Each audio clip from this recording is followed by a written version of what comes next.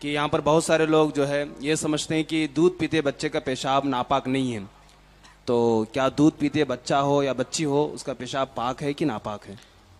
دیکھیے، اگر بچہ 1 گھنٹے کا بھی ہو اور وہ پیشاب کرے تو اس کا پیشاب ایسے ہی ناپاک ہے جیسے 70 سال کے بوڑھے کا پیشاب ناپاک ہے۔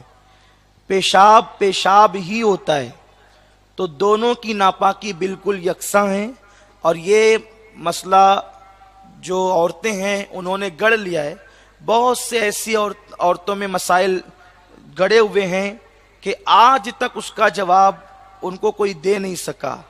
آئینہ دیکھنے سے وضو ٹوٹے، گھٹنا دیکھنے سے وضو ٹوٹے، اس طرح کے فضول یعنی کہ مسائل جو ہیں ان کے درمیان ہیں۔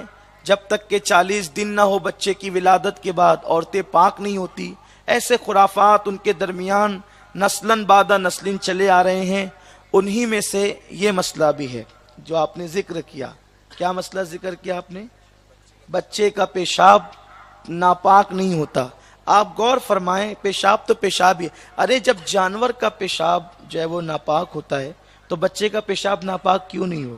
بکری کا پیشاب، اور اس پر کتنی سخت وعید ہے۔ وہ بخاری شریف کی حدیث جو آپ اکثر سنتے ہیں کہ اللہ کے حبیب علیہ الصلاۃ والتسلیم جو ہے وہ گزرے تو 2 قبروں کو ملاحظہ کیا، تو حضور علیہ السلام کا کھچر جس پر میرے رسول بیٹھے ہوئے تھے وہ بدکنے لگا۔ صحابہ نے اس کی حضور یہ بدکتا کیوں ہے؟ تو آقا علیہ السلام فرماتے ہیں ان دونوں قبروں پہ عذاب ہو رہا ہے، اس لیے یہ کھچر بدک رہا ہے۔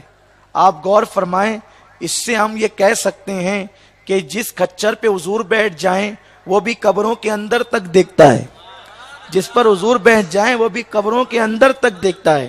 تو آقا فرماتے ہیں کہ یہ بدک اس لیے رہا ہے کہ اس قبروں پہ عذاب ہو رہا ہے۔ پھر آقا علیہ السلام نے جو ہے وہ ایک ٹہنی لی اور اس کے 2 ٹکڑے کیے اور دونوں قبروں پر رکھ دیا، اور فرمایا کہ جب تک یہ ٹہنیاں ہری رہے گی یعنی تر رہے گی تو ان کے عذاب میں تخفیف کمی ہوتی رہے گی، کیونکہ ہر تر چیز اللہ کا ذکر کرتی ہے۔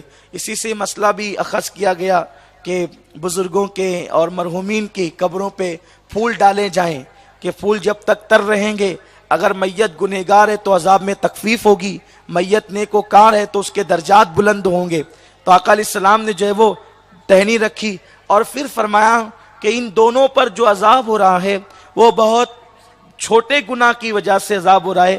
ایک تو جو ہے وہ چگلی کرتا تھا یعنی ادھر کی بات ادھر کرتا تھا، اور دوسرا پیشاب کے چھینٹوں سے نہیں بچتا تھا۔ تو یہ پیشاب سے نہ بچنا، پیشاب کے چھینٹوں سے نہ بچنا، یہ عذاب قبر کا ذریعہ ہے۔ اس لیے پیشاب سے بچا جائے۔ اگر بچے پیشاب کرتے ہیں تو وہ ناپاک ہے، اس کو ویسے ہی دھلنا چاہیے جیسے دوسرے پیشاب کو آپ دھلتے ہیں۔